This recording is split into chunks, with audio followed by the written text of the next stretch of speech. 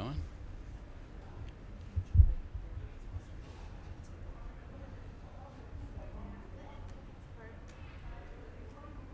Hello and welcome to Unprofessional Engineering, live from Autodesk University 2018. This is our first session of, I don't know, something like 22 interviews that we're going to be doing here. I don't know why we agreed to do this again, but yes, it is the first, so hopefully the best too. First and best. Well, we're actually joined with two guests this time.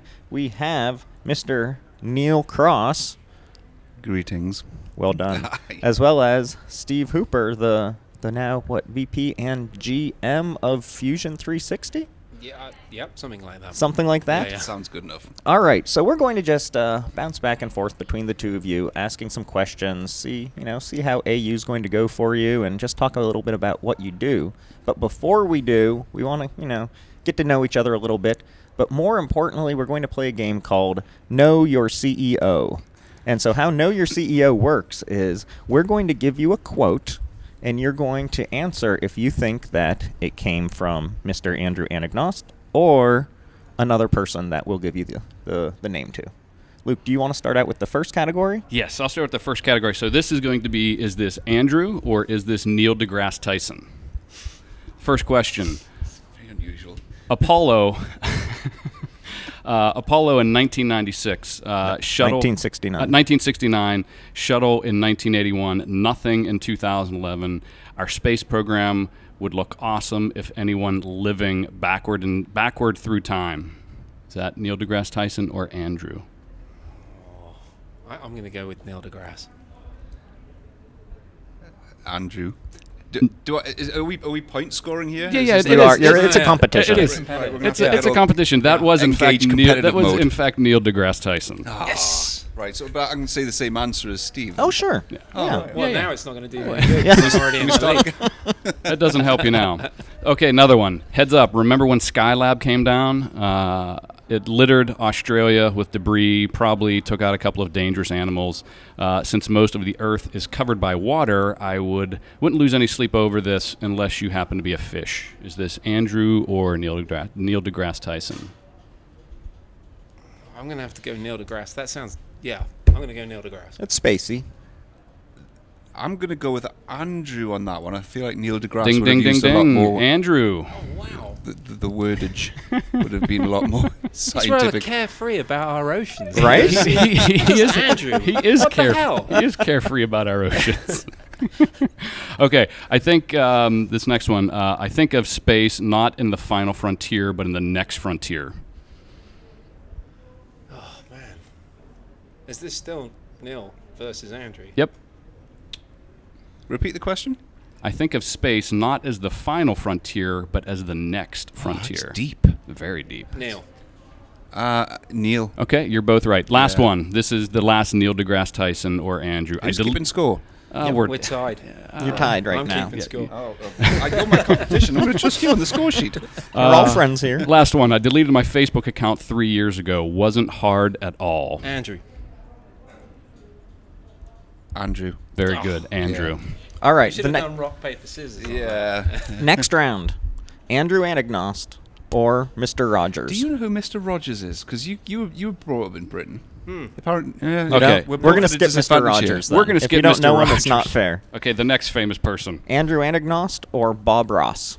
Do you know Bob Ross? know Bob The Ross. painter with the big yes. afro. Yeah, I do. Yes. Yeah. There's nothing in the world that breeds success like success. Think American Rolf Harris. He was a YouTube thing for a while. He became a meme on YouTube. Yes. Right, start again. Come on. There's nothing in the world that breeds success like success. Andrew. Bob. That is Bob. Correct. If only we could all respect how others choose to live their lives. Andrew. Bob. It is Andrew. Andrew. Very good. Here. Talent is a pursued interest. Anything that you're willing to practice, you can do. Bob. Andrew. Bob. All right, last one. Is it Andrew Anagnost or Elon Musk? Can someone tell me when we're going to stop calling Twitter and Facebook tech companies? Oh, I know this one. Andrew. It is Andrew. It is Andrew. Did I say Andrew? Yeah, you I did. did. There we go. Next one. That's why you need solar panels on your roof. Electricity has to come from somewhere. I'll go with the obvious, Elon. Elon. Andrew. It is. You're both wrong. Andrew. That is right. Okay, and one more. Are you ready for the last one? This is, I think, the tiebreaker, in fact. It is the tiebreaker. All right.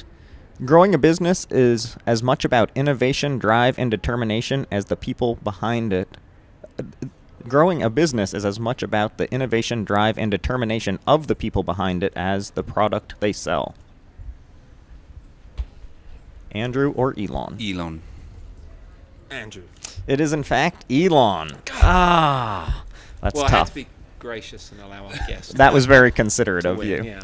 All right, well, I enjoyed that. I enjoyed that. That was deep and meaningful. So you've now set the bar that everyone else is going to be compared to. So we're definitely going to be giving Andrew an update on how everybody answers I think what these we've questions. learned here is Andrew is dangerous with the Twitter account.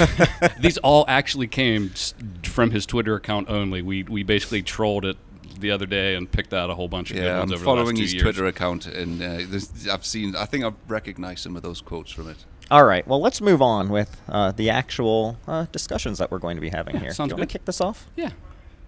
Oh, me kick it up. Oh, so Neil, not Neil deGrasse Tyson, Neil Cross, is joining us. More clever one of the two. Right.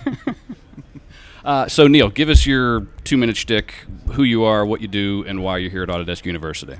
So I currently run a YouTube channel focusing and specializing in Autodesk's Embarrassing me. in embarrassing Steve and paying homage to his hairline. So yeah, 3D CAD tips and tricks, and I started out just, I guess, like most of the people who are here, really just working in industry, coming from a CAD supplier background. And yeah, I work in industry for two very different engineering companies who are complete opposite ends of the spectrum, which is pretty much the fuel for my YouTube channel. Really, it's a lot of the inspiration, a lot of the ideas come from that. And I'm here at Autodesk University, really just to meet you two guys. And so, Aw. yeah, How nice. to have a jolly old time. But you do have a class. I do have a class on Thursday. If you Yeah. want to What's promote your your class. The class is going to be focused on buying the right workstation for Autodesk Inventor. Because what I've gathered across all of the years I've been doing YouTube is people love a good tip and trick. They do. They love a good bit of knowledge. But what really gets people is what workstation to buy and what platform they should be running the software on. Because it's a big investment. It's got to last them quite some time, and it's a very confusing topic. And it's something which can hold them back quite significantly if they get it wrong. So it's one of the most frequently asked questions I get across all of the videos on YouTube. So I thought it's a decent enough class to put together. And one it's of our most Thursday popular- morning. It's Thursday morning, 10:30. Lucky guy with the Thursday morning slot. Yes, the hungover spot. Yes, that always goes well. Yeah. All right, and Steve, you have a new gig here at Autodesk since last year when we talked to you here. Can you go into that a little bit?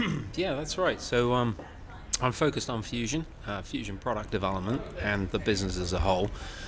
So my team basically looks after all of our manufacturing technologies and our simulation technologies, so MoldFlow, PowerMill, NetFab. And we also run our Fusion 360 platform. So what we're focused on is basically what you'll hear us talk about on the main stage, the keynote for manufacturing on Wednesday, which is all about the convergence between design and manufacturing, how we can have those tools work together as part of a single platform, how our customers can get access to those tools as part of their subscription, and then what automating the workflow between those types of technology can do in terms of yielding benefit with things like generative design. So for me, it's about just getting the opportunity to meet and network with as many customers as possible, hearing about what they're doing with the technology today, but also hearing about what we can do to improve the software in the future. Okay. So one more for you, Steve, while we have you. A couple months back, there was a announcement about Fusion turning into one Fusion. Could you give us kind of the high level of what that means from a product standpoint, and more importantly, how that's going to affect people that are currently using it or maybe thinking about using it in the future? Yeah, sure. So we used to have 2 tiers of Fusion. So there was the standard tier, which was about $300, $310. That included a pretty expansive generic workflow all the way through from concept design to manufacturing. And then we had a professional or ultimate version, which included some extra capabilities like nonlinear simulation for plastic deformation and impact. We also had things like generative design that was part of the access tier for the ultimate version of the product. And so generative itself is a technology that you can use on demand, so you can pay as you go. What we wanted to do is to make sure that everyone had access to the broadest tool set possible, so we collapsed the 2 tiers down to $495, and that means that everyone's got access to the same set of tools. So that also means that things like 5-axis subtractive milling, all the non-linear Nastran capabilities and generative design that were only available in Ultimate are now available to everyone as part of just one single product.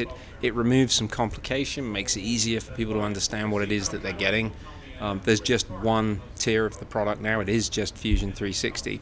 It also means that anyone that's on a collection, so the product design and manufacturing collection, all those users now get access to the single set of tools as well. So they also have access to generative design as part of that entitlement that they get with their collection. So it should make things a lot more simple and straightforward for people to acquire Fusion or start using it if they already have an entitlement through the collection. Basically, it just simplifies the whole decision process for customers. The other thing that we did is we made sure that anyone that was on an existing subscription is able to continue to maintain that existing subscription at the same price. So if you were paying $310 a year, you'll now get access to the full complete tool set, and you'll be able to maintain your existing subscription price. It went down really well. It was a very popular decision. You did a pretty sweet video where I think you were very, very happy, surprised, interested. Yeah. I had no idea it was dropping. And then when I saw the video that Steve put out, it was on the Fusion 360 channel, I was like, hang on a minute, this looks a little bit too good to be true. You don't normally see this kind of stuff going on. So I looked at the table, and I went, okay, if you're this guy, you get that. If you're this guy, you get that. And I'm like, hang on a minute, there's no catch here. And so I put out the video just explaining my side of it, because there'll be a lot of people who are subscribed to my YouTube channel who won't have seen your video. And just across the board, it was just all around. Everyone was just over the moon with it, really. So it was a top move. And is from my point of view as well, being working within industry as a customer, we now also get access to that generative design as well. So that's something I'll be pursuing when I get back.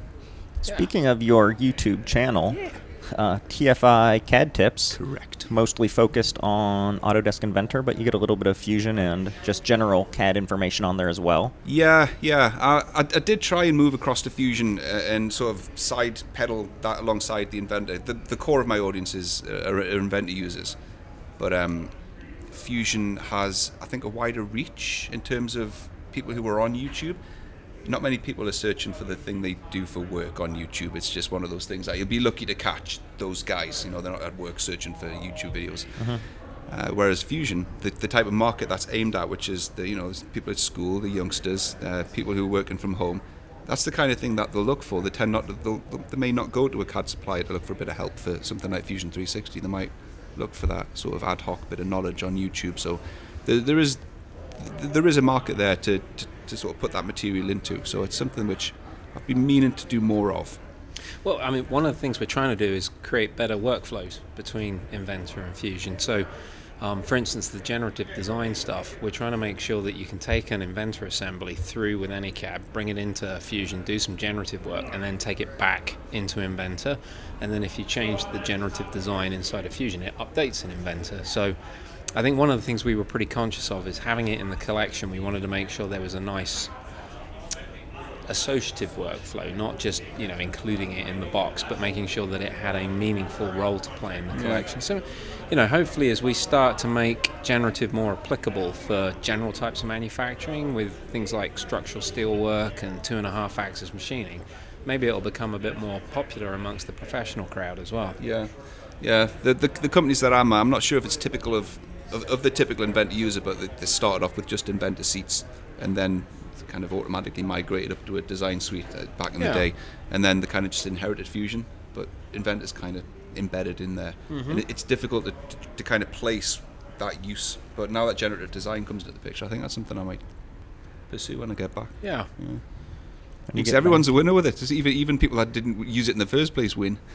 Speaking of everyone's a winner, that was perfect, huh? Awesome Steve, segue. I saw you got a special invite to the Design and Manufacturing Awards tonight. I think you get to do some of the hosting there and Aren't you a award big giving, deal? perhaps. Yeah, he is a big He deal, is a right? big deal, isn't he? Like they actually wanted me at first, but then he freed up. So. Oh, you were busy, were you? They Yeah, know him. it's busy. So right? I don't want to embarrass Neil too much, but he actually has a T-shirt with Steve's face on it. That you're planning on wearing at some point? I was at going to, AU? but then I realised I would look ridiculous. Okay. Think of me. I have to look like that all the time. I actually paid real money for that. I had it a was chance to beautiful. stop I have to look like at some that all point, the and time. I didn't. So, Neil, did you see any of the AU Design Challenge submissions that we had on the interwebs? I did not. That's because you're never on Facebook or Twitter. Yes, I know. I try to stay off them. Steve, have you had a chance to see any of the award winners and the work they've been doing? I've looked through some of it, yes, but I'm withholding judgment until See, this evening. I was hoping that I could get a scoop here, but I Yeah, guess I it's was not too. fair to spoil it. That's all right. Well, All right. what did you guys think? You've looked through it. There's a lot of cool stuff. We're actually going to be interviewing, I believe, all of the award winners. Are you talking to Claudius Peters? Claudius and who is it from? Well, am I allowed to talk about the companies that won? Do we all know? Maybe not. Yeah, so let's not Yeah, let's let's not not ruin do it. that. Ruin it. Yeah, I don't know if we know that. Yeah. But we did play a big part in the AU Design Challenge, the submissions and the people that were using the either Inventor or Fusion for basically what we'll call IKEA furniture. Yeah. Where it would all had to be flat pack and then made out of certain thickness, no nails or screws no in mechanical it. fasteners. And the stuff that people came up with in pretty short order was just amazing. And they're doing this on their free time too, which Yeah, I love. So on their free time. Some Yeah, people that's I know were AEC folks that were like, oh, I want to go to AU, downloaded Inventor, and started playing with it and like designing furniture that they would place in their Revit models. we and had stuff. It someone was use awesome. we had someone use Dynamo for a portion of it, which was crazy for some furniture stuff. So it was pretty slick. Okay, both of you. Since it's early on here, it's only Monday. I don't know if AU's really even officially kicked off. I guess if we're doing this, it has. But what are you looking forward to most this year? I mean, other than this, obviously. So I know JPL's doing a talk on the Europa lander. I think that looks pretty interesting. Yeah, I think that's probably one of the things, the highlights that I'm looking for. I know Scott Badine's going to be talking about the application of some of the cutting edge stuff that he's doing in generative, and JPL plays a role in that. I think seeing what they did for the Europa land is pretty fascinating. So I'm looking forward to seeing that. That's one of the interviews I'm looking for. Yeah, that should be a good one. Forward to. Yeah. Neil? I'm looking forward to shaking this jet lag. First of all, Just in time to go back home? yeah, visiting all of the booths in the expo is one of the things that I'm looking forward to, because there's always some amazing stuff down there in the booths. I'll put a plug in for that. So the factory, if you check that out. I've had a walk around. I've seen some nice cars down there. Well, they've got the manufacturing factory, so as a customer you can go there and go through the process of coming up with a design and then fabricating, manufacturing and assembling it. And it's a really nice air sensor. So it senses the particulates in the air per 1,000, and you actually get to take it away with you, but you go through the manufacturing process. So they've got a Haas machining center down there and a few other machine tools. You actually go through the process of making the product that you then take home with you. That's a good one to go check out. Absolutely, and it's going to be popular. Last year, It was- the factory it was was crazy packed, popular and last everybody year. loved it. But just going through the process of actually, machining the parts or seeing them made or 3D printed and putting it together is just really a cool experience that Yeah. they've added in the last couple of years. Yeah, everyone brings their A game to these booths as well. Everything that's emerging and pretty much just work in progress, they'll bring it down and just show you what they've got going on and what they've got planned. So I'm looking forward to that. And also, there's a few classes which I'm looking forward to as well around AR and VR. There's a lot of industry experts who are putting classes together on where things are headed. And they'll show you insights into things that you wouldn't necessarily have otherwise seen or thought of. So, yeah, there's... Are you seeing much of that from your customers? Like you were talking about spec-in workstations for people. Are people getting into that? Yeah, I'm trying to do it now in one of the customers that I'm at now. They do subsea vehicles. It might be a company. I'm pretty sure you will have been at this Are they up company. at Aberdeen by any chance? No, it's a company in Wallsend in Okay. Newcastle. They do the subsea Are they underwater. talking English over there? I don't know. The Queen's English. Ah, I see. Are we losing you? No, keep going, keep going. Keep it up. I love it. We wanted to get There's you too guys many together. phonemes in the words that you're Yes. using. They can't translate We it. need to stretch the vowels out longer. Right. You didn't make fun of him when he said Nashtran? Because he says it properly. What's the Okay. English version of Nastran? Apparently, I say God, Nashtran. you dragged the vowel out there. Is it Nastran? Nastran, not Nastran. Okay, so we can quit making fun of me. Okay. So you were. Yeah. So the product is subsea remotely operated vehicles. There's tens of thousands of parts in them. They're these things that will go down to the seabed with robot arms on them, and sort of pull pipes around the cables. And they do seabed trenches, huge plows that dig up the seabed and lay cables in them. So we're making them great, just fine. But we want to kind of project it into the next level. So rather than just pushing paper onto the shop floor, which is kind of how things are done right now, you do the design, you print the drawing, you give that to the shop floor, and it gets built. It's not a problem. We just want to be a bit more smart with it and reduce errors, make things a bit more efficient. So we're looking at ways that we can integrate virtual reality and augmented reality into that process, from transmitting build information from engineers through to the shop floor. So it's something which I'm trying to actively do. Yeah. And the problem at the moment that we're facing is that there is no real single solution in one package. You kind of have to pick, okay, well, there's that product there which might do some of it. Can it link with this one here which does something else that you need? And it's sort of tying a lot of things together from different areas. Yeah. It would be nice if there was just one single solution that would do it, but unfortunately we're not quite there yet. But yeah, it's something I'm looking at. And on YouTube, I kind of try and stay involved with the virtual reality side of things, like with Autodesk VRED. Yeah. Well, you do a lot. You do the rendering competitions on your channel as well, right? You still doing Those are Yeah, awesome. I'm still doing those. Render Wars? Render Wars, that's Yeah. it. Yeah. See, you have a fan. I'm impressed. I feel blessed.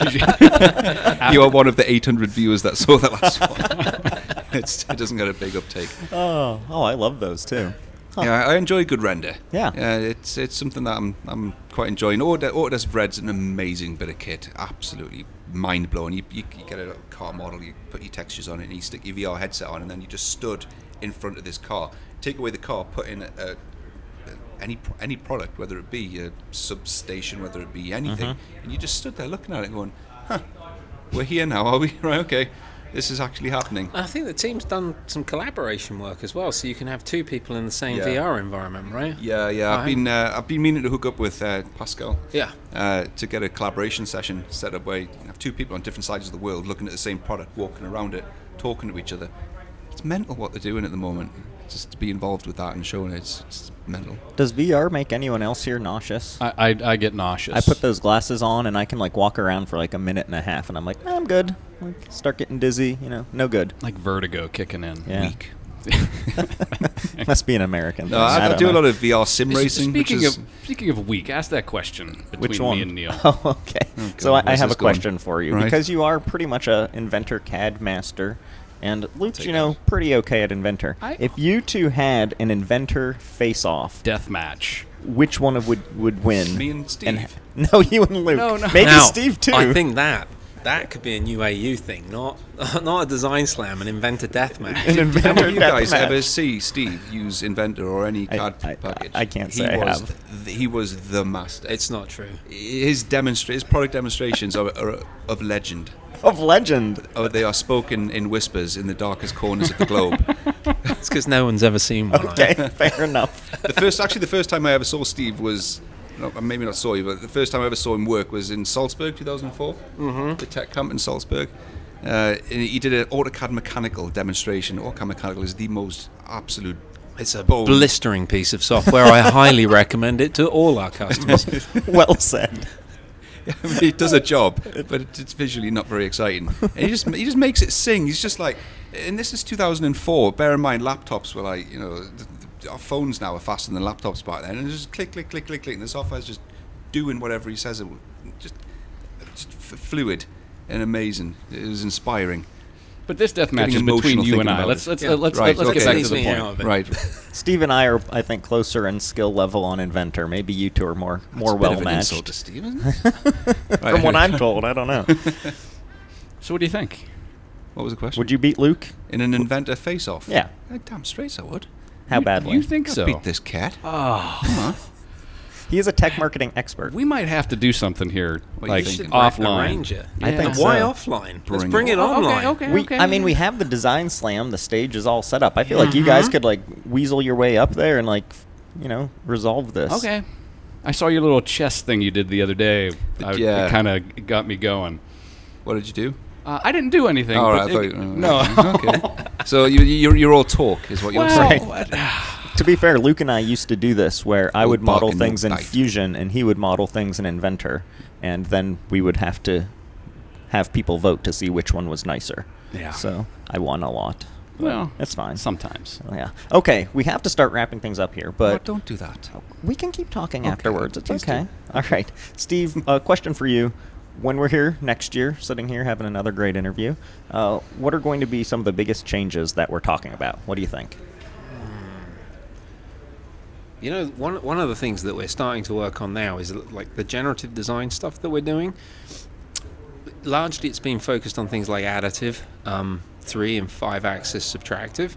So we're going to make it more relevant for everyone. We're going to start to focus on things like beam structures. We'll look at things like 2.5 axis machining. But the next frontier is assemblies.